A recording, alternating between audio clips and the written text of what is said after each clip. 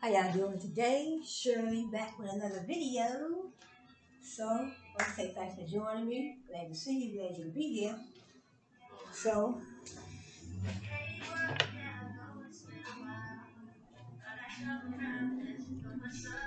glad you could be here. So, glad to see you. Glad you could be here. So, those of you who don't know, I am Shirley from the Everything Shirley brand. So, you can find me on Instagram, IG. You can find me on everything_Shirley. YouTube, Everything Shirley. And I'm not on Facebook as much, but I'll get things together over there on Facebook. So Instagram, YouTube, TikTok, and all things Shirley.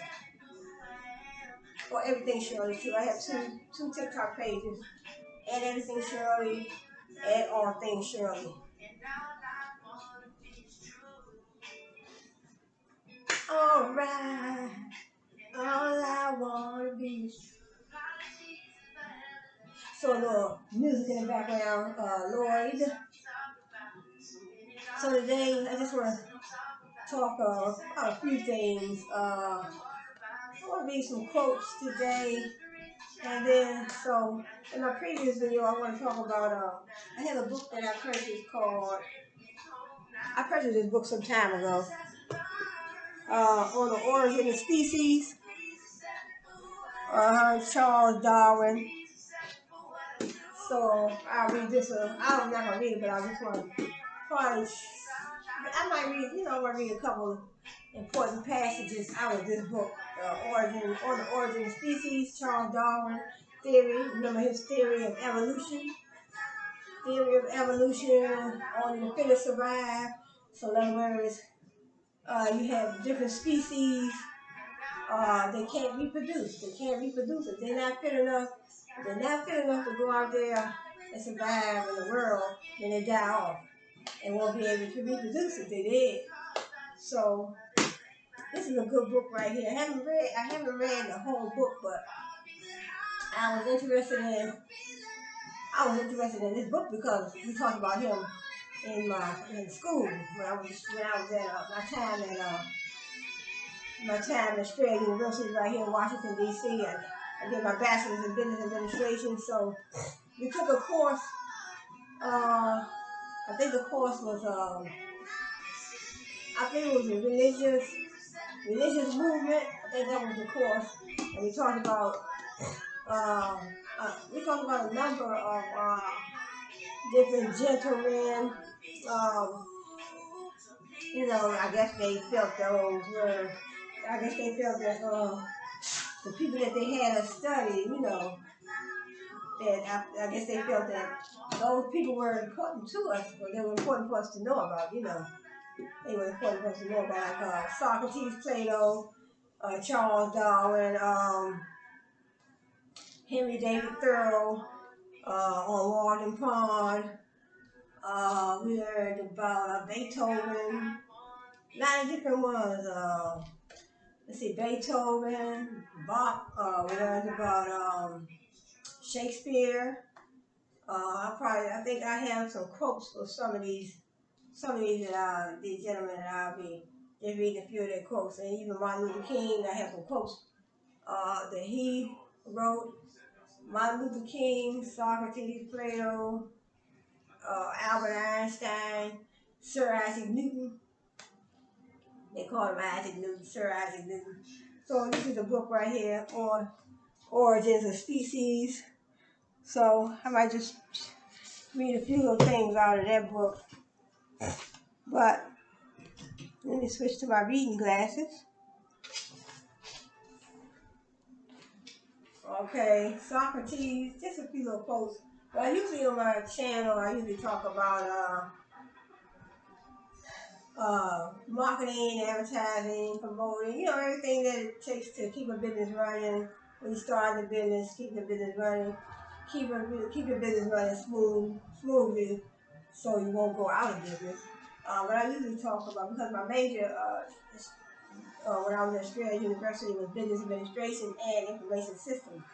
So most of the time I talk about advertise, marketing, advertising, promoting your business, different marketing channels that you can use to, reach your customers, reach your target market.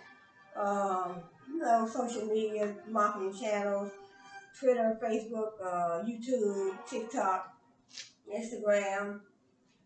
You can talk about that. How can you promote your product? How can you advertise your product? Your products? Do you need to expand your product line? And then branding. What is included in branding? What is included in branding? To me, in my opinion, branding is everything about you and your company. Because you have your personal brand, you have your business brand.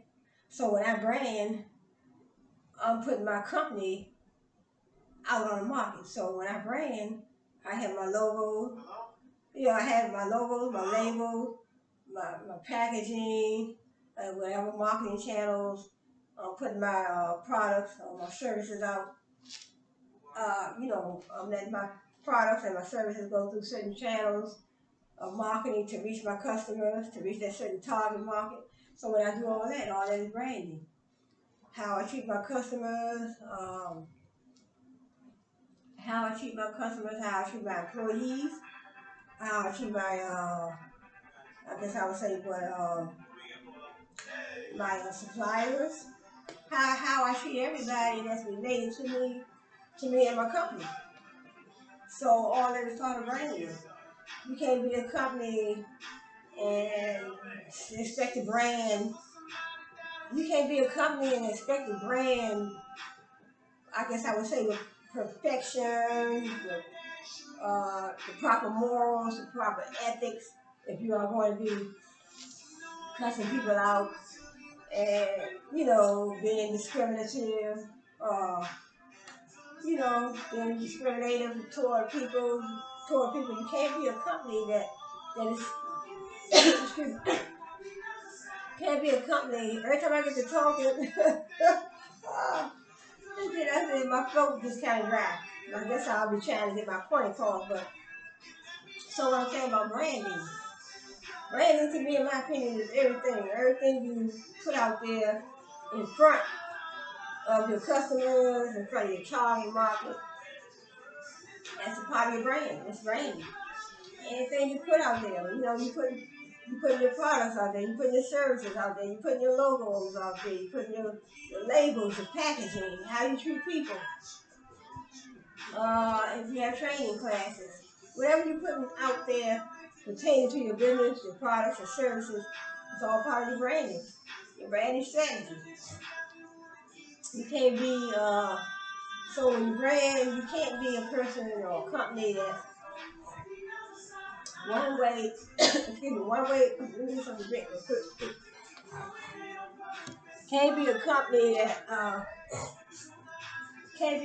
that put, one way you go over here, as far as your attitude, you're acting a certain way over here, but then over here you're acting nice, but over here you're not. If you're running a business, part of your brand, everything is part of your brand. Everything you do is part of your brand. So you have to be careful with that. Because people are going to see you and they're going to say, I don't like her or her company. I don't like him or his company.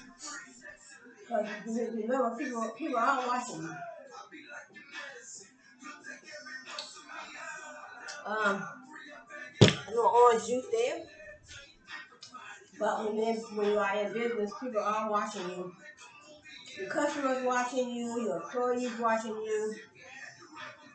So branding, marketing, how you going to get your first of all, you need to know where your target market is. Then once you find out where your target market is, then you have to have a strategy for how you're going to reach those, reach your target market. I mean, because you could be a company, your target market could be online, but everybody's not online.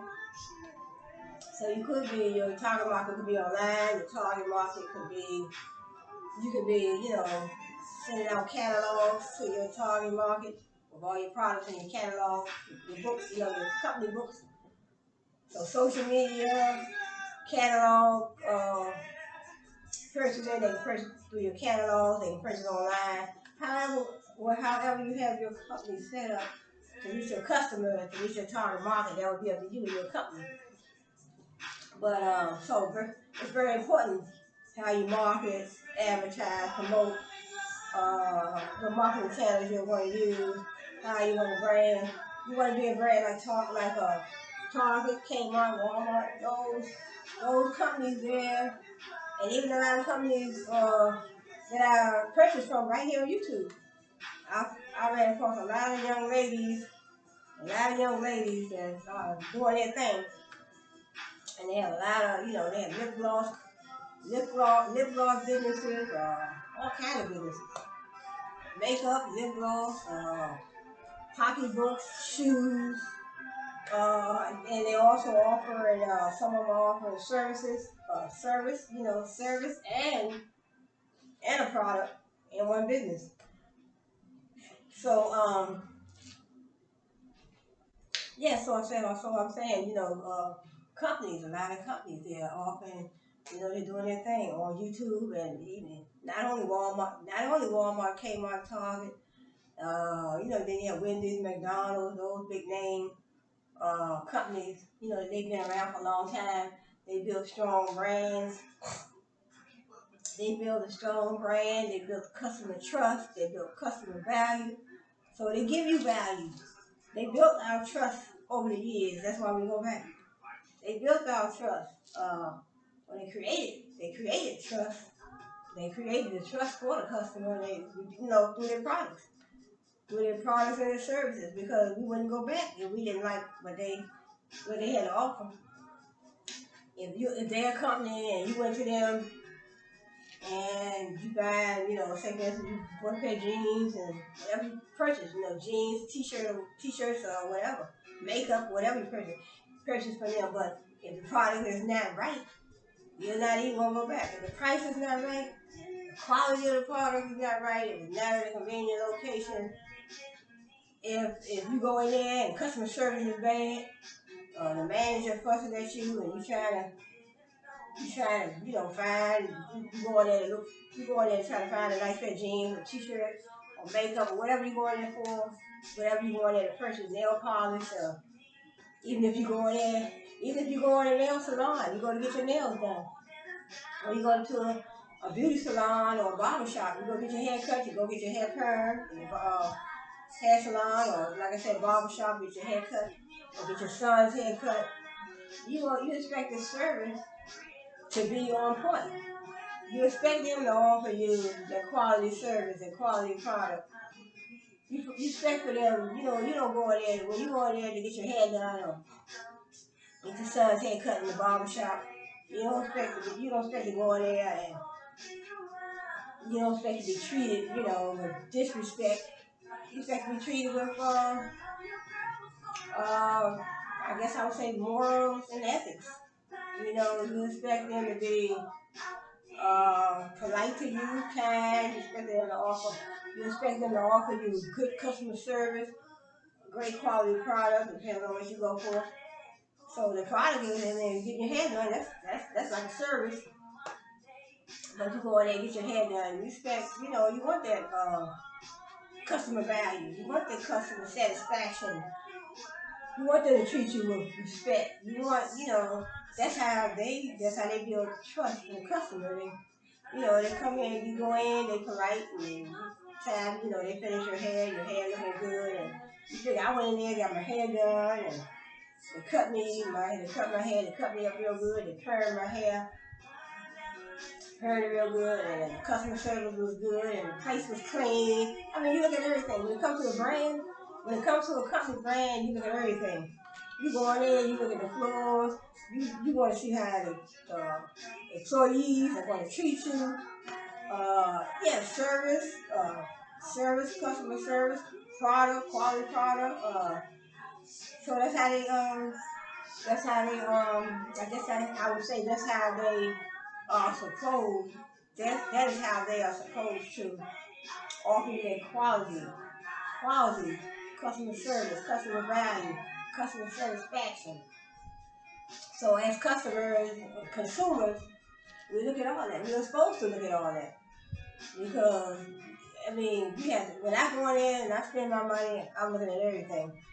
I'm looking at your brand, your whole brand, everything that's included in your brand, your labels, your logos, the quality of your material, how I am treated when I go in there.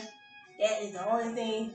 When you build that customer trust and you create that customer value and you give customers that value, that is what makes customers keep going back. You don't want to go in Wendy's and Target, Walmart, Kmart, McDonald's. You don't want to go in any of those stores, and even the places, businesses right here on YouTube. You don't want to go in there, McDonald's and Wendy's and say Kmart, McDonald's, Wendy's, all of them, any of them stores. You don't want to go in there and know that when you go to McDonald's and you see a mouse run across the floor right there while you're in line waiting on your food. Nope, that ain't gonna happen. But I'm saying that would be part of the brand. You would look at that as part of the brand. You standing in line and a mouse run across the floor while you standing in line trying to get your food at McDonald's or Wendy's or Church's Chicken or Popeyes or something. A roach run across the floor, a mouse. You be like, no, see, that's all included in brand. So that's when I say branding, I look at everything. Like I said, not just your product. Not just your products, not just your services. You talking about logos, you talking about labels, you talking about trademarks, trade names, you talking about customer satisfaction, customer value, customer everything, customer service, how clean they keep their places, how they treat their employees, how they treat the customers and the employees. And so branding is everything. So then your marketing, advertising, promoting, you can do that. So basically, have a strategy, have a marketing strategy, a promoting strategy, advertising strategy, a branding strategy, business strategy. Basically, you need a strategy for every aspect of your business. So there are marketing channels, advertising, promoting, marketing, the channels that you're going to use to get your products out to your customers, how you want to get your services out to your customers. Think about the strategies, your marketing. First, you start out with a marketing plan, business plan. And also we have continuous improvement, total quality management. You have to look at all total quality management. You're looking at all aspects of your business, all processes, all departments. Make sure that you are producing quality in every department, all your services. So that's what I'm saying. When I say branding, you're looking at everything about the company. You're looking at all the departments you're looking at all the departments and all the services that you offer. Make sure that you are producing quality. Because the customer come in to your business, your place of business, they want that quality. They want that customer satisfaction, that customer value. So strategy, you need a customer value strategy. Customer value strategy, just a strategy for everything. Because then sometimes if some of those strategies are not working, then you have to, I guess I would say, come up with another strategy. Sometimes you could be trying to, I heard people say, well, my sales went down. I'm selling my lip glosses, I'm filling my lip gloss tubes, I need my oils, I need my base, I need my pigment. So I have all that stuff. So I did all that too. I was making wigs. You know how you get the mannequins, and you get the type of hair that you need, and the thread, and needles, and everything you need to make your wigs. I did that. I did a lip gloss. And I did ladies' pocketbooks. I had a ladies' pocketbook business. So I did wigs. I had a wig business. I had a lip gloss business. I had a ladies' pocketbook business. And so I ventured off of those. So now, well, I'm into mostly now writing my children's books. So I think I like that a little better. So I do have some of my books in the Google Play Store and the ebooks by Cheryl Hubbard. So my next strategy will be to try to get my books into, in the stores, Target or Kmart or Walmart, somewhere. I would give I got one book that would be a start. If I got one in one of them stores, that would be a start. But that's my next plan. That's my strategy. So like I said, you need a strategy for everything. You have to have a plan. It's just nothing but a plan. And try to, keep working at that plan. So, but I will get off of that a little bit. I wanted to go over a few quotes. Some quotes that I felt that were important. Okay, let's start out with, I did him last time. Socrates I did last time. So when you saw Socrates drunk the fatal hemlock, I told you he was, well, in my previous video I said that he was going around, I guess I would say he was, making speeches, going around town, making speeches about youth, and they felt that he was corrupting the youth, so what they did, they put him on trial, told him he had to drink the fatal hemlock, but come to find out he didn't have to drink it, but he drank it anyway, and he died. That was Socrates. And then also Socrates said the unexamined life is not worth living. I guess to me that means that if you don't examine your life, you don't know where you're going, what are your goals, and what are your goals and your, I guess I would say your aspirations. What are your goals and your aspirations for the future? Or you want to get married, have kids, you want to go to college, you want to operate your own business, open a business, or you want to be a manager, or whatever you want to do. You want a clothing business, you want to, whatever type of business you want, what do you want to do? So the unexamined life is not worth living. And another one he said, wise, you know you're wise if you know that you know nothing. So that's Socrates. So I think I mentioned that one last time. Let's talk about Albert Einstein. Albert Einstein, I couldn't even say the name. Theory of relativity.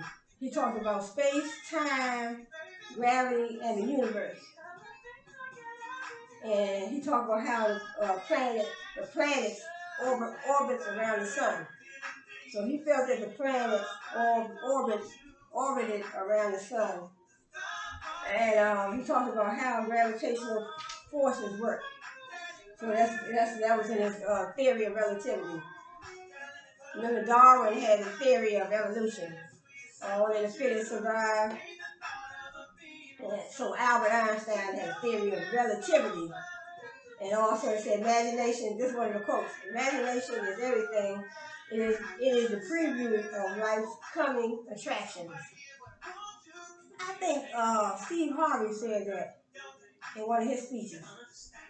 I think he did, because I heard, I listened to one of his speeches before. Imagination is everything. It is a preview of life's coming attractions.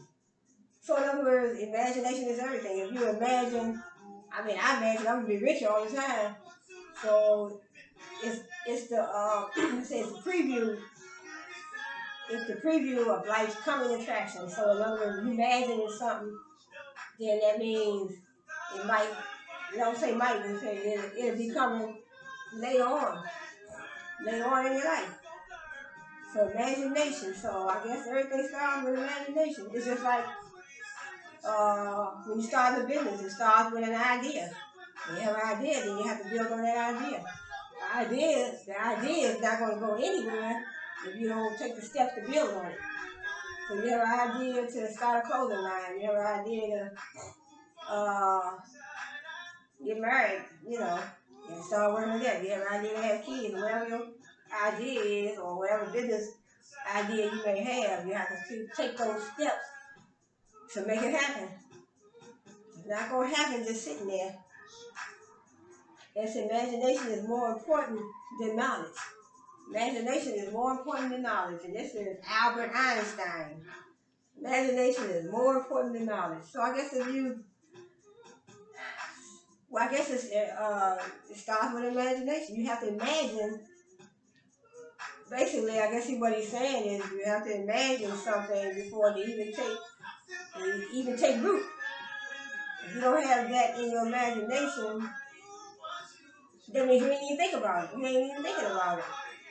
I imagine that I'm gonna be a millionaire next year or the next 6 months. So you have to, in other words, place it in your imagination and then work from there. Also, they said life is like riding a bicycle. To keep your balance, you must keep moving. So this is Albert Einstein. Life is like riding a bicycle. To keep your balance, you must keep moving. So in other words, like I said, you start with an idea, you have to keep moving. You have to keep your balance, you have to keep on moving. Life is like riding a bicycle, so you have to keep your balance, you have to keep on moving in life. Keep on moving. But you started out here with I guess you start out here with your imagination, then you keep on moving. I imagine this is going to happen. I imagine that I want to do this, I want to do that. I imagine that I want to go to college, and then I have to keep my balance and keep on moving. So just imagine that I want to go to college is not going to put me in college. You understand what I'm saying? Really? So if I imagine that I want to go to college, I got to just get off my butt and go. What steps do I need to go to college, to get into college? I may need to, if I'm in high school, I may need to make the grades. First, that's a starter. That starts out, that's a starting point right there. You're in high school, you have to study hard and make the grade. So when you're going to go to college, you have a certain average to get in a particular college. So basically, you start out with that imagination. While you're in high school, you're imagining that you are in college or you want to go to college. But you can't get there if you don't study hard while you're in high school. So that's the starting point right there. So that is Albert Einstein. So remember his theory of relativity dealt with space-time, gravity, and the universe. And so we also have, let me see if I have another one for Einstein before I go to the next one. Okay, Albert Einstein also, the true sign of intelligence is not knowledge, but imagination. So it just says something about imagination. It says it starts with imagination. It says imagination is more important than knowledge. Imagination is more important than knowledge. That is Albert Einstein. So also he said the true sign of intelligence is not knowledge, but imagination. So, like I said, you start out imagining this. I imagine this is going to happen. So that is more important. That is more important than knowledge, according to Albert Einstein. So in other words, basically, my opinion is that you start out with I guess you have to start out with your imagination. Because if you're not imagining nothing, you're not thinking about it. You're not thinking about it. It's not going to happen if you don't think about it. So, just like, say for instance, you want to get married, you want to have a baby, you want to go to college, whatever you want to do, and basically what he's saying is, imagine it first, then move from there. And that's more important than knowledge. Then he said, if you want to live a happy life, tie it to a goal, not to people or things. So if you want to live a happy life, tie it to a goal, right? That sounds pretty good to me. It does, sure do. So don't tie it to people because, in my opinion, I would say people are not responsible for you and your goals and your aspirations and your dreams. So if you want to be, so he said if you want to be, I guess if you want to be, it said if you want to live a happy life, but I would say that if you want to reach your goals, I would say that too. He said if you want to live a happy life, and also I would say if you want to reach your goals, or you want to reach your dreams, your aspirations, tie it to a goal and not to people. But he said if you want to live a happy life, that's true too. You want to live a happy life, tie it to a goal and not to people. Yeah, that way you try to work toward reaching the goal, not tying it to people, because you can't put your focus on other people. You have to have your own drive, your own motivation, your own fortitude, your own get up and go. So don't never tie nothing to people. Tie it to a goal. What goal are you trying to reach? Are you trying to go to college? Trying to run a business? Are you trying to write a book? What is your goal? What are your goals? So it says if you want to live a happy life, tie it to a goal. Right, you want to live a happy life, tie it to a goal. I mean, your goal might be you want to purchase a brand new car in 2 years. You want to buy a house in 5 years or 2 years or 3 years or whatever time frame you want. So tie it to a goal. You want to buy a house in a couple years. You want to buy a car in a year or 6 months. So that makes you happy. You want to go to college. That's a goal. So I figure buying a car, buying a house, uh, buying a car, buying a house. You want to go to college. Whatever goal you are working toward. So tie it to a goal. And you want to live a happy life. So that's Albert Einstein. So what about Steve Jobs? Steve Jobs, he dealt with the computer company. I think what was Apple Computer Company. Because the people who are crazy enough to think they can change the world are the ones who do. Because the people who are crazy enough to think they can change the world are the ones that usually do. Because see, a lot of times when people think they can change the world, those are the ones that work hard most of the time. Those are the ones that work the hardest because you be thinking about it so much. You're like, look, I'm gonna change the world. I'm gonna do this. I'm gonna do that. And then they have a good work ethic behind them.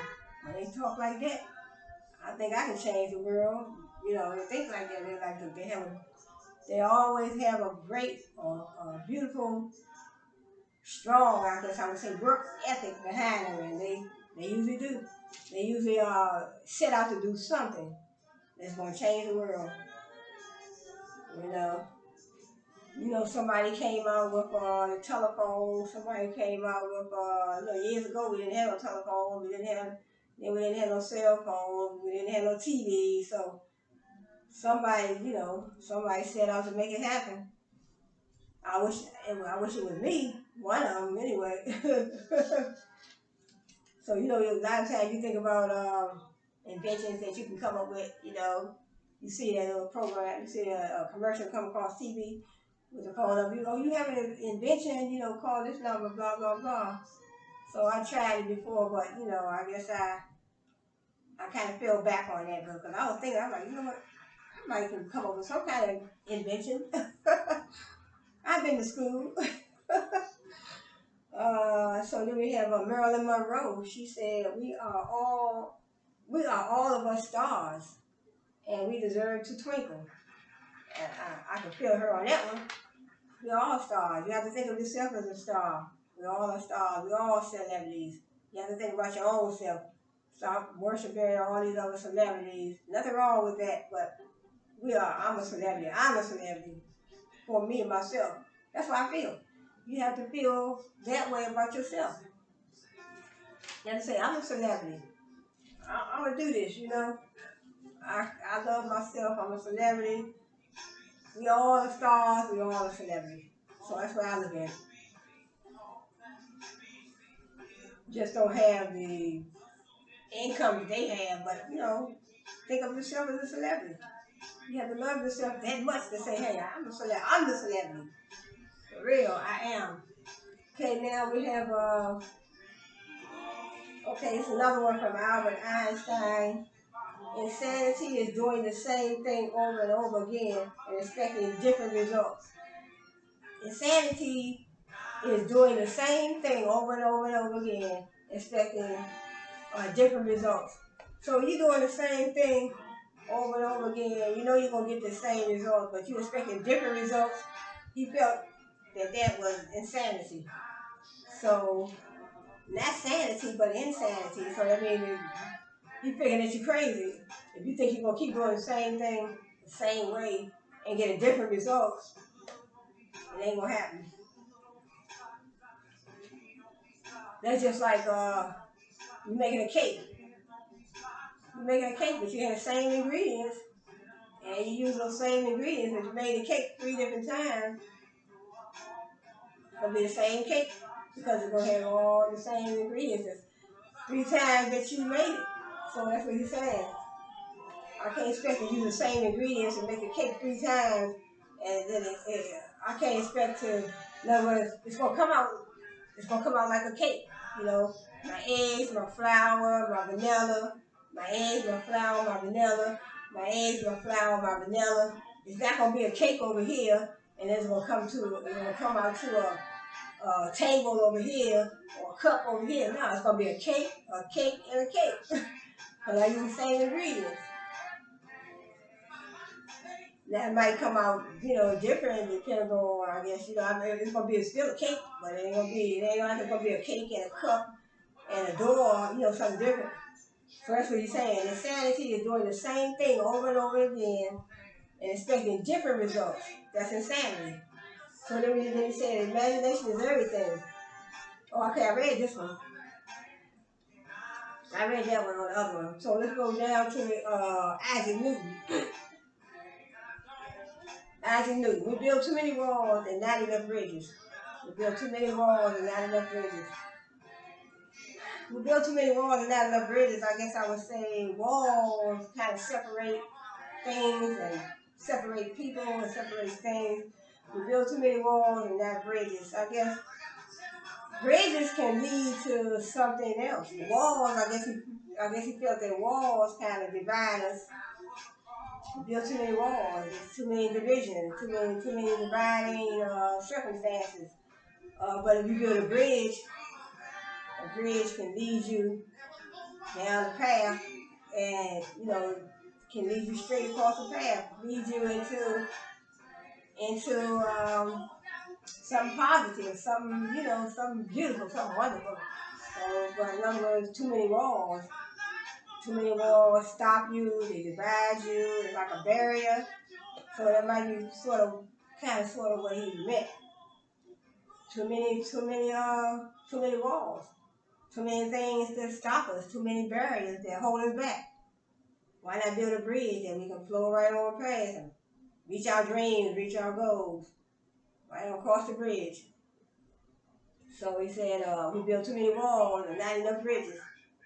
The bridges can lead us right across our path to greatness, So, and another one he said, if I have seen further than others, it is by standing upon the shoulders of giants. If I have seen further than others, it is by standing on the shoulders of giants. I think Barack Obama said something similar to that in one of his speeches. So, in other words, if I have seen further than others, it's by standing on the shoulders of giants. In other words, you're standing on,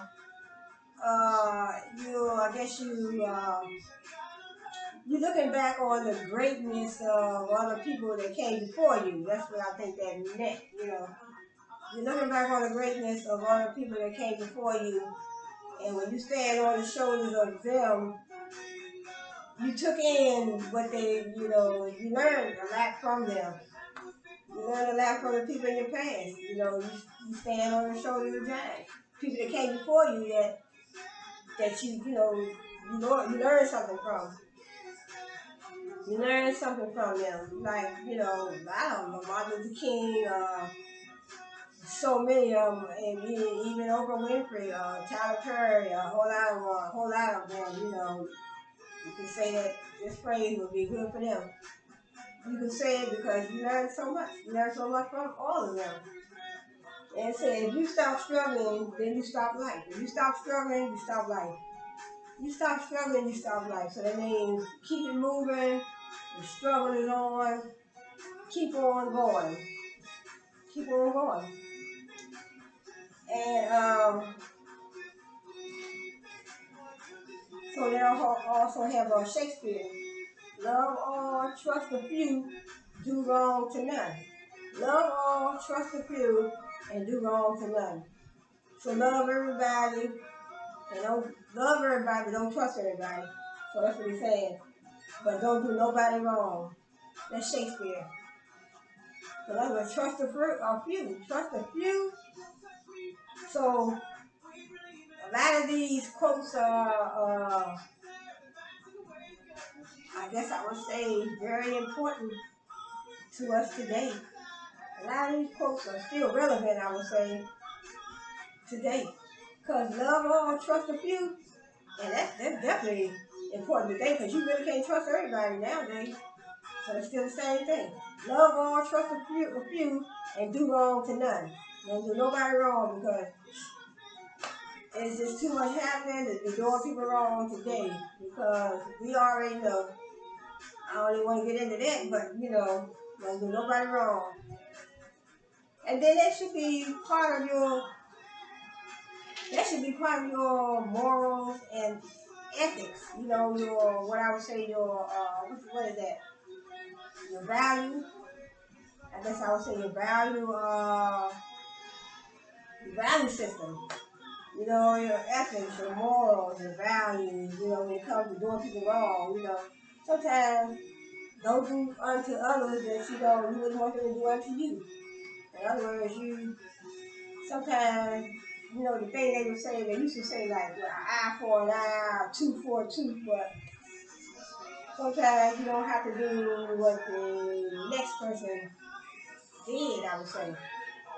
They did that way, but that don't mean you have to do it that way. Sometimes you gotta overlook people and keep on moving. Overlook and keep on moving. That's how they go. And here goes Socrates right here. I cannot teach anybody anything. I can only make them think. I can't teach you nothing. I can only make you think. That's Socrates. And then Socrates also said, wonder is the beginning of wisdom. Wonder is the beginning of wisdom. It's like Plato,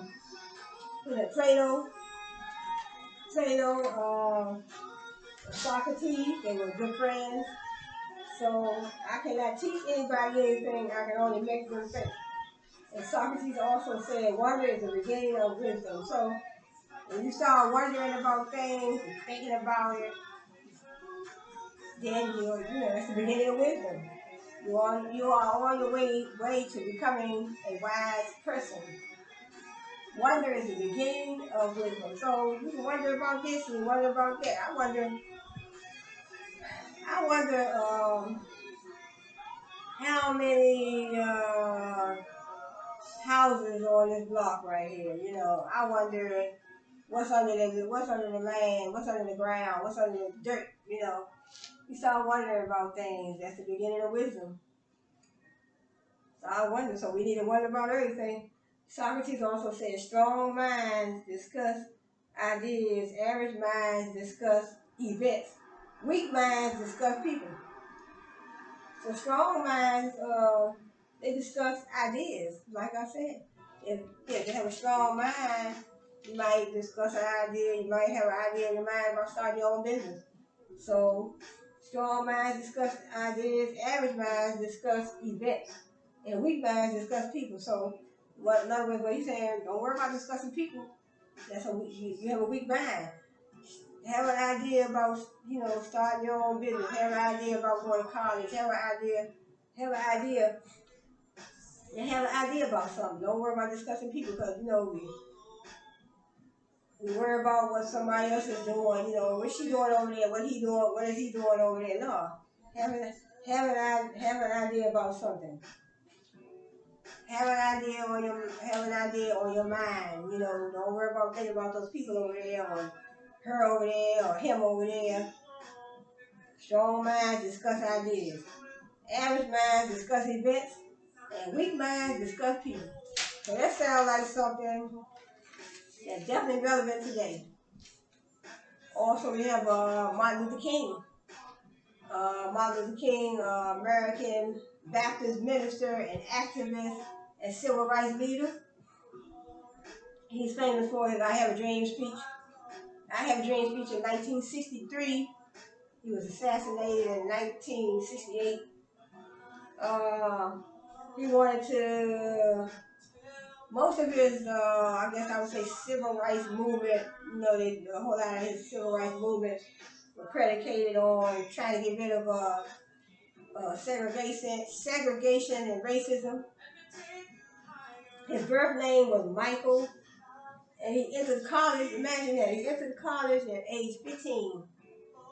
So he had a doctorate in systematic theology, and look, he was in prison nearly imprisoned nearly 30 times because he probably a lot of those protests that they were on, probably ended up getting arrested a whole lot, a lot of times. So they said at least 30 times. And also, Plato, Plato said love is a serious mental disease. I think I read that in my last video. He was also famous for his work, The Republic. He said a wise society run by a philosopher famous for, he was a wise, he said a wise society run by a philosopher famous for his dialogue, metaphysical theory of forms. Happiness or well-being is the highest aim of moral thought and conduct, and the virtues are needed to attain it. So he was dealing with the metaphysical theory of forms. Happiness or well-being is the highest aim of moral thought and conduct. So happiness, Plato, he felt that happiness or well-being is the highest aim of moral thought. So that sounds pretty relevant today to me. Happiness is everything. Happiness or well-being is the highest aim of moral thought and conduct, and the virtues are needed to attain it. So you need certain virtues to attain happiness. So this is pretty relevant today to me, Plato. So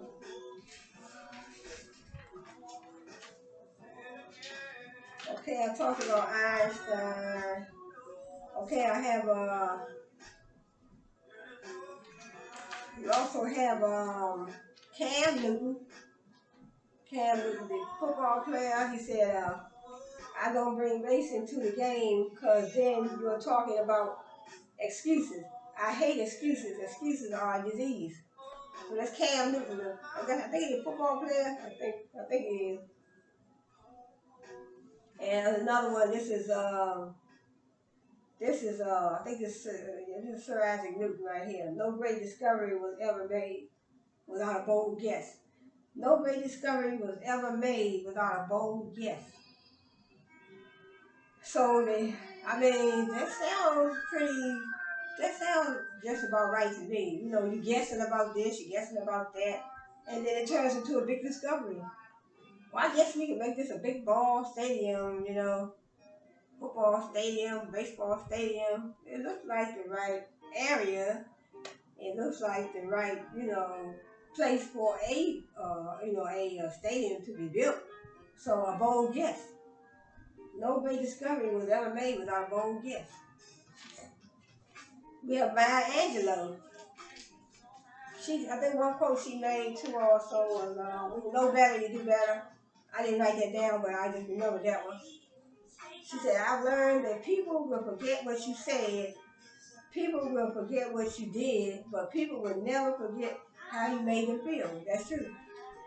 Yeah, they always forget what you said, and they will always forget what you did. They forget what you said, and forget what you did, but they will never forget how you made them feel.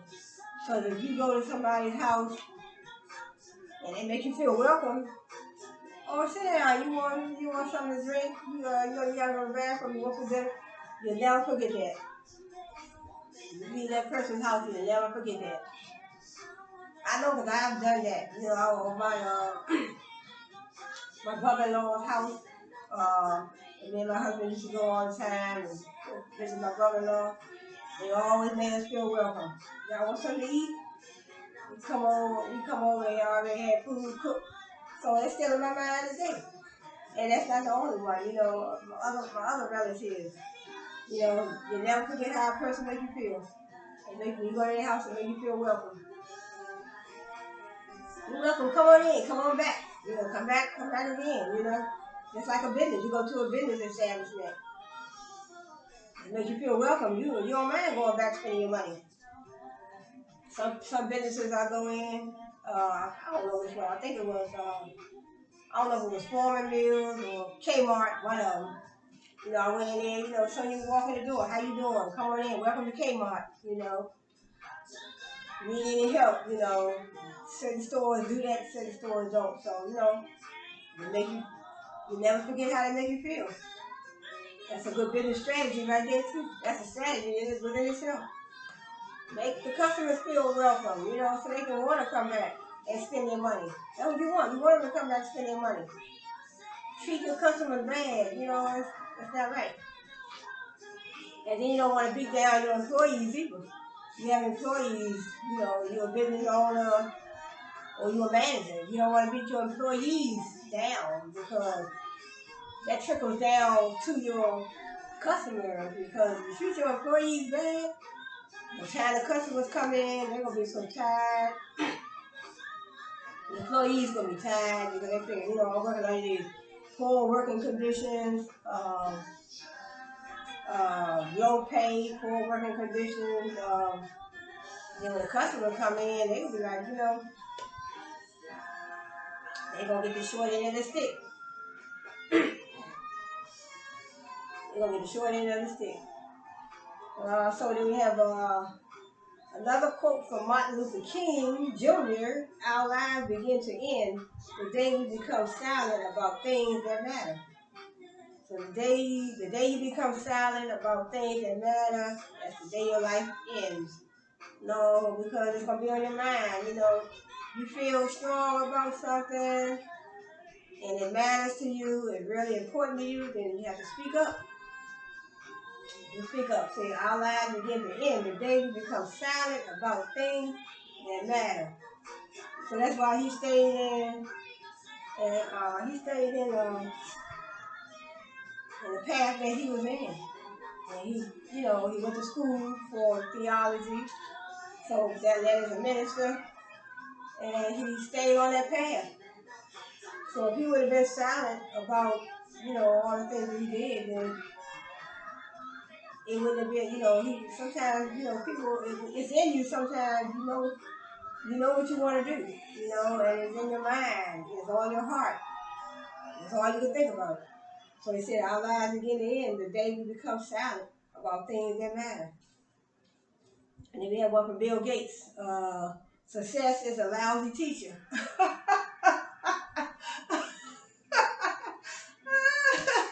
But that's a good one though. Success is a lousy teacher. It said it seduces smart people into thinking they can't lose. You know, these are nice quotes though, you know. Success is a lousy teacher. It seduces smart people into thinking they can't lose. Right. And you never know. You can lose, you know. So in other words, if you are successful, it said success is a lousy teacher. It seduces smart people into thinking they can't lose. So if basically what he's saying, I guess, if you are successful and smart, you're successful and smart, then you're almost narcissistic. You're almost a narcissist. You smart, and you educated, and so in other words, success is a lousy teacher. So success don't teach you that you can lose. That's what he's saying. Success doesn't teach you, being successful doesn't teach you at all that there's a chance that you can lose. You might not win all the time. See, success is a lousy teacher. It seduces smart people into thinking they can't lose. But you can't lose. You can lose. You know, you might not win all the time. You might lose. So success is a lousy teacher. So that's Bill Gates. Then I have okay, I read that one. Okay, I read that one. Let's see, did I read these over here? Okay, yep, I read this too. Uh, yep. So let's go here. I have one from Shakespeare. Love or oh no, I read this too. I already read that. Okay, here's one from Socrates. Falling down is not a failure. Failure comes when you stay where you have fallen. That's Socrates. So falling down is not a failure. Failure comes when you stay where you have fallen. In other words, if you fall down and you stay down, that's the failure. So falling down within itself. This is like when you open a business and you fell down, you have to close down your business. You have to, you have to have a going out of business sale. You're going out of business because you lost customers and things were rough for you, but you fell down, you had to go out of business. But what if you start your business back up again? So you didn't stay down, but you started up in a new industry. You started another business in a different industry, and you did your research before you jumped back in. You get back in the game. You fell down, you had to go out of business, you filed for bankruptcy, and you said, shoot, well, 5 years later, or 2 years later, you started up another business in a different industry.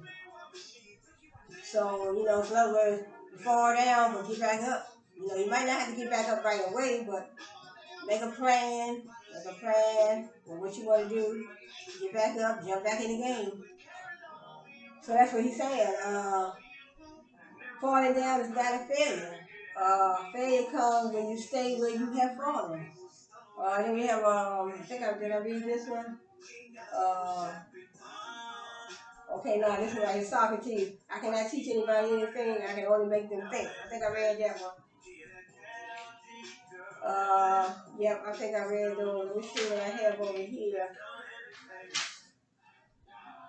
Okay, I read that one.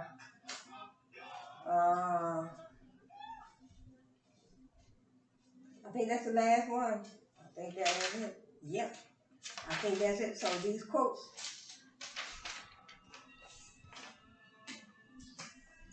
So, and then I have, let me get a little something to drink.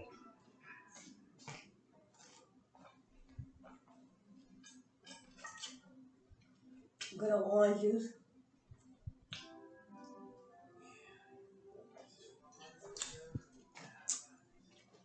So, sometimes, when you're talking for a while, your throat is dry. So this book, like I said, is Charles Darwin. So read up on his theory of evolution, only the fittest survive.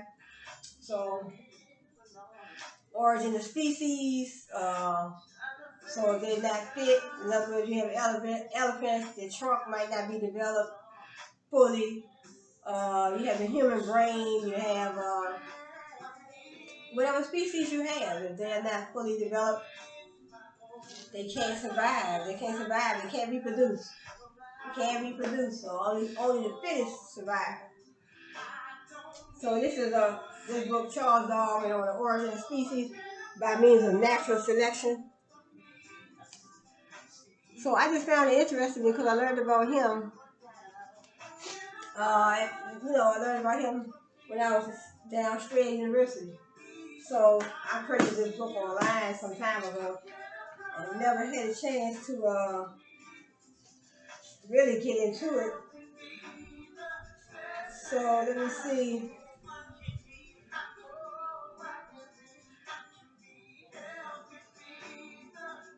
Okay, it says this is just the introduction to the Dover edition. It says, from the point of view of modern intellectual life and culture on the origin of species, that's the name of the book right here. It's one of the most important scientific books of all time. It evoked a storm of controversy when it was first published and initiated a revolution in our thinking that continues to this very day. That's what I was saying. A lot of their views and thoughts are prevalent today. So, and it says the book deserves to be more widely read and better understood. It says this reprint of the 1859 first edition will help make it more accessible.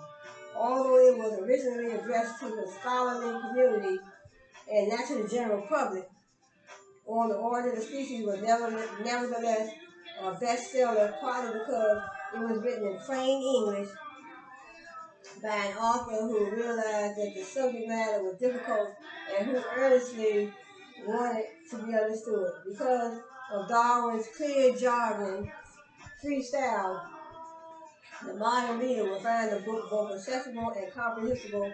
Nevertheless, today's readers may well benefit from a little background material on Darwin and his great work. Charles Darwin was born February 12, 1809. 1809, that's what? Was that over 200 years ago? 1809, and died April 19, 1882. His father was a wealthy physician, and his mother was the daughter of a major industrialist, Josiah Wedgwood. His grandfather, Erasmus Darwin, 1731 to 1802, was one of the very few scientists who argued in favor of an evolutionary or proto-evolutionary ideas before the publication of On the Origin of Species.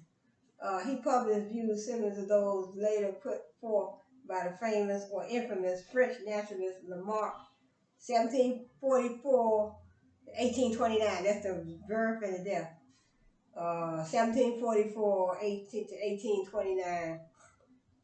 When the young Darwin studied medicine at Edinburgh University and later prepared for the ministry at Cambridge, he became familiar with such notions but did not accept them. He considered such ideas subversive and the arguments unconvincing.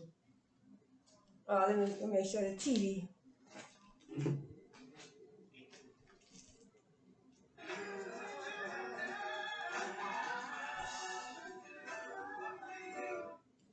Let me see if I can find something different on here. Okay, so that's Charles Darwin. Yes, he was born February 12, 1809. February 12, 1809. Imagine that. That's a lot of years ago.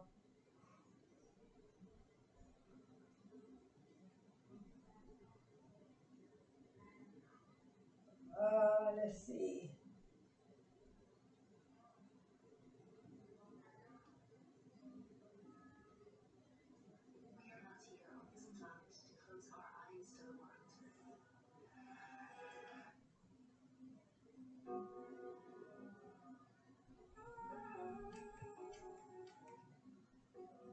Yeah, so, okay, so I stop right here. In 1831, Darwin won a birth. He won a birth as unofficial naturalist and companion to Captain Fitzroy of HMS Beagle during the ship's 5-year voyage around the world. Although he was only in his early 20s, Darwin's observations in the Galapagos Islands, South America, and other places visited by the Beagle enabled him to make major contributions to geology as well as to the understanding of the geographical distribution of plants and animals. So that's what he liked. He dealt with plants and animals.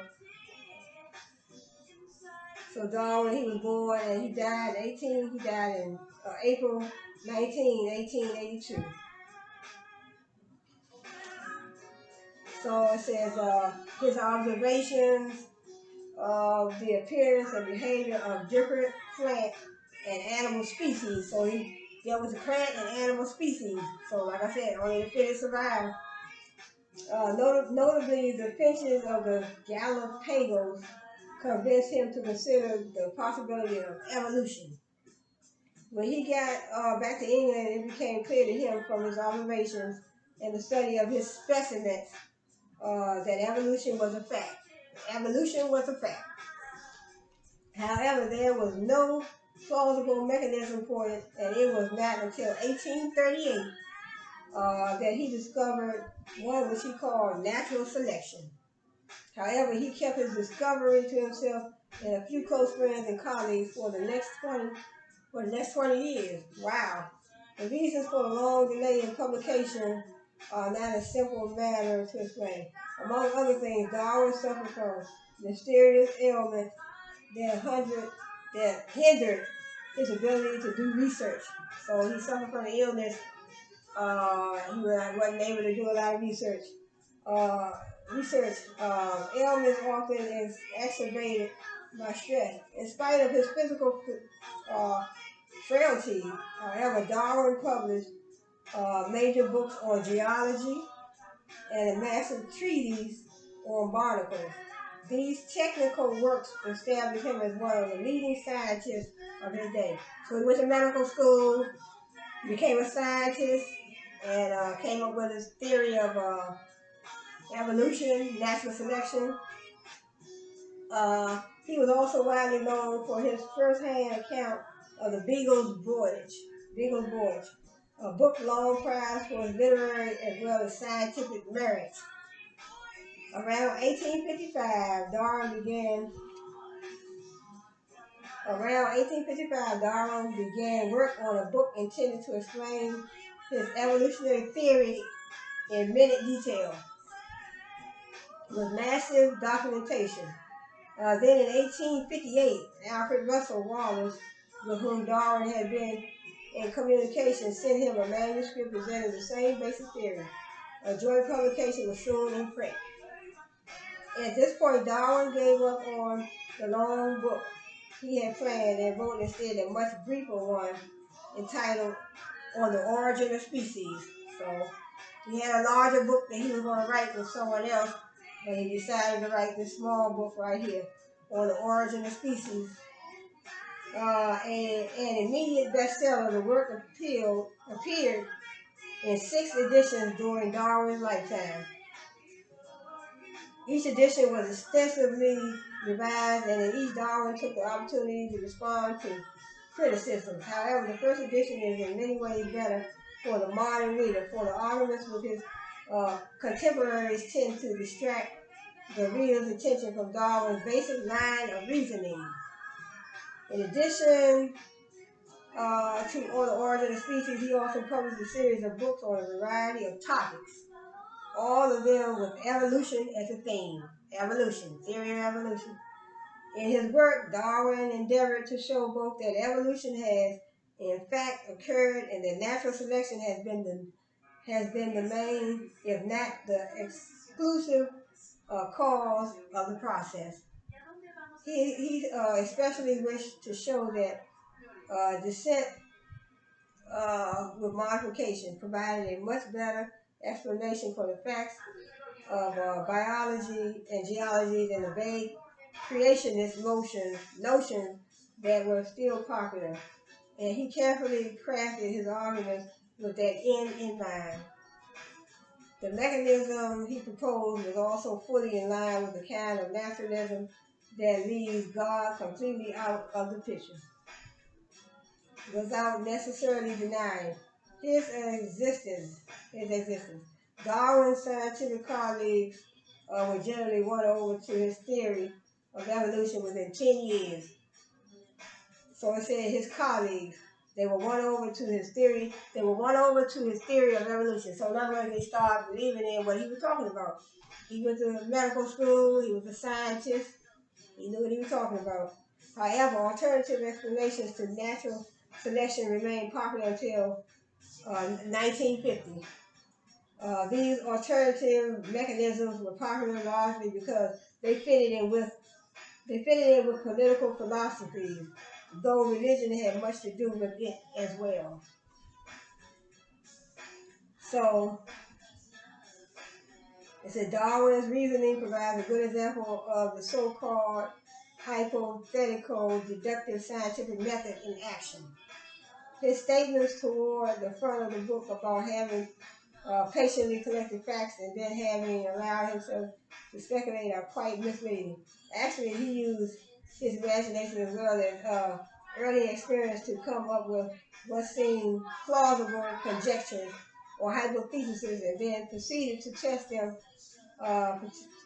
test them by seeing how well they could predict or explain the relevant data.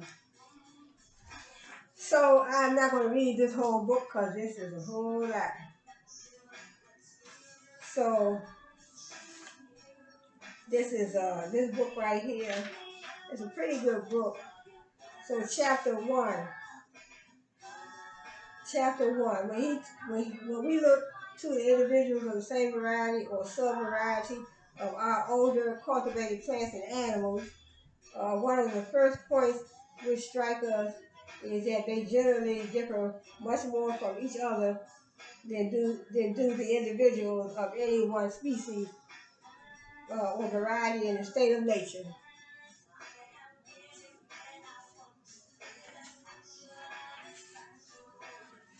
So basically, theory of evolution, Darwin, in other words, like I said, only the fittest survive. So he studied the different species and how they evolve, how they reproduce. But if they were not fit to survive, for survival in the world, then they would die off. They wouldn't be able to, those different species would not be able to reproduce. So this is a pretty good book, but I'll probably have to read a little bit more, uh, sometimes you take time to read a little bit at a time. Let me see if I can come up with some other, let me see.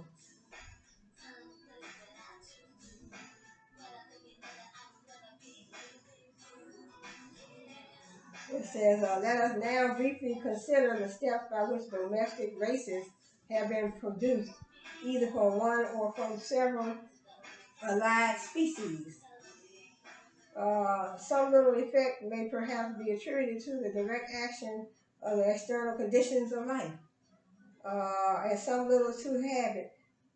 But he would be a bold man who would account by such agencies for the differences of a dray and race horse, greyhound and bloodhound, and carrier and tumbler pigeon.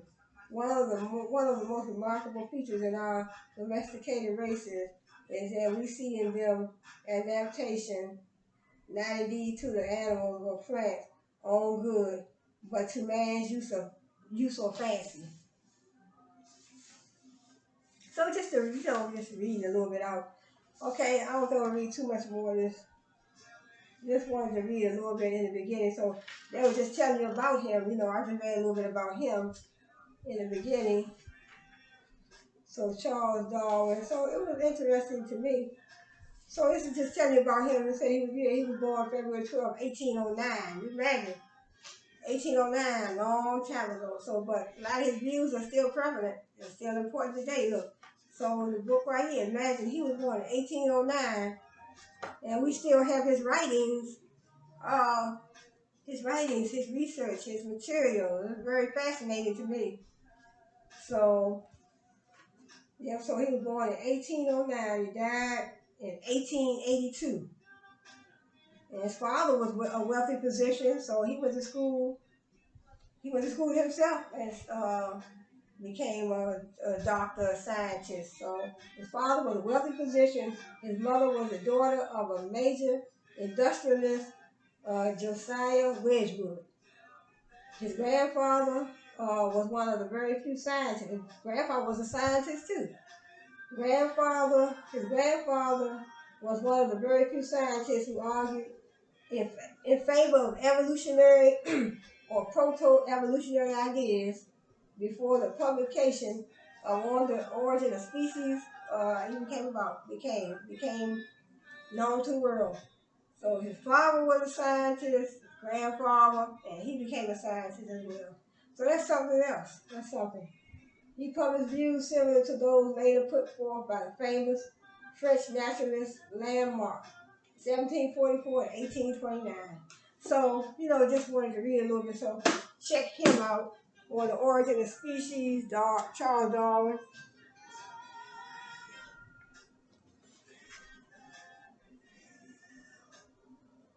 So, it's so many that you can, on the origin of species, Charles Darwin. You also read up on David Henry Thoreau, Plato, Socrates, John Locke, Albert Einstein. It's a whole lot of them. I introduced so many of them. There's so many more that I will be introducing on my channel. But there are so many more that I will be introducing. And also,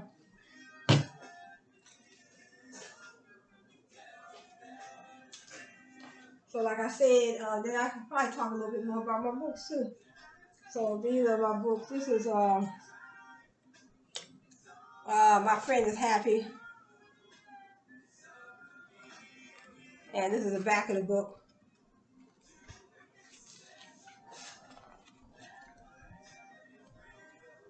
That's a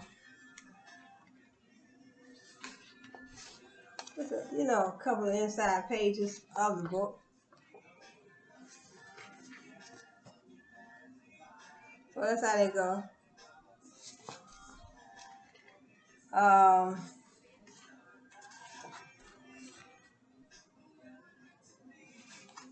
And so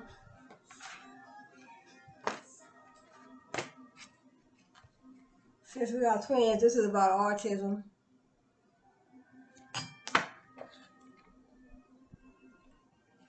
And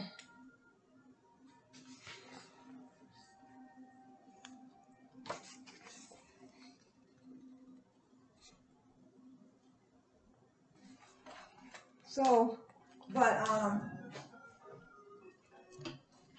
so if you want to publish a book, Digipod or sign up. Digipod is very affordable. If you want to publish a book with Google Play, go sign up. Google Play, go to GooglePlayPartnerCenter.com.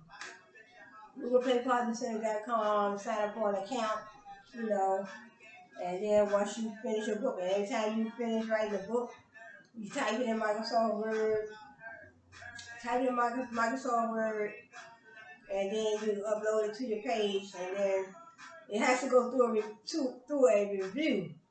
So once you submit your file to the Google Play Partner Center, once you set up your account, you have to set up an account first.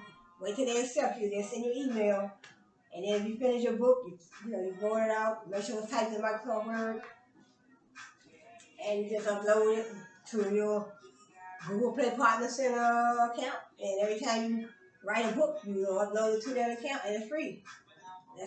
They're publishing it's being published once you upload it to your account, the GooglePlayPartnerCenter.com. Just type in GooglePlayPartnerCenter.com. But if you don't want to publish that way, you can, I published a couple books with Digipod, Digipod.com. Everything is on their website. Digipod.com. Everything is on their website. They help you with your barcode, your copyright page, getting your margins and everything in line. They help you with all that. And I don't know if they help with the pictures, because I know I purchased all my pictures from Shutterstock.com. Purchase your pictures from Shutterstock.com, and then you save them to your computer. So when you type in your book up, the different pages, then you upload your picture to each. You upload a different picture to each page, or whatever picture you want. So that's what I do. I purchase my pictures, and right now,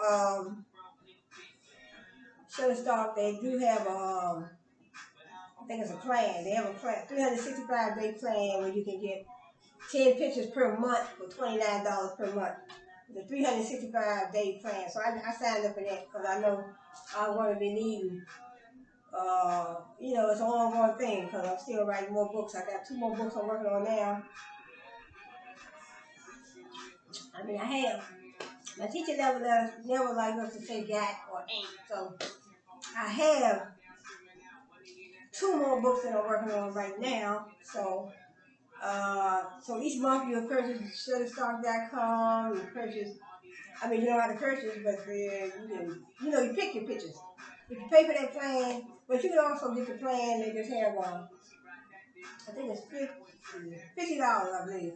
Then they have one where you can get $50. You can pay $50, and you get only 5 pictures.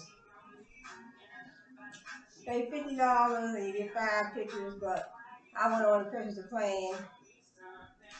So, but I can cancel it anytime. So the plan is it's a 365-day plan, and you get 10 pictures per month. So I pick my pictures, depending on what you get cartoon pictures. I usually like to pick, I'm doing children's books, so I pick the cartoon pictures. So I pick the cartoon pictures, but just a reminder of that, because I don't want people to say, well, she advertised her books, but she never tell us how we can publish our books. So and there's also, I have some other videos on my YouTube channel. Just talk about, how I publish my book and who I publish my books with. So those are the only ones I publish with. Digipod and the Google Play Partner Center, because I didn't want to pay those astronomical fees that those other companies were charging. One lady was trying to charge me, I think it was a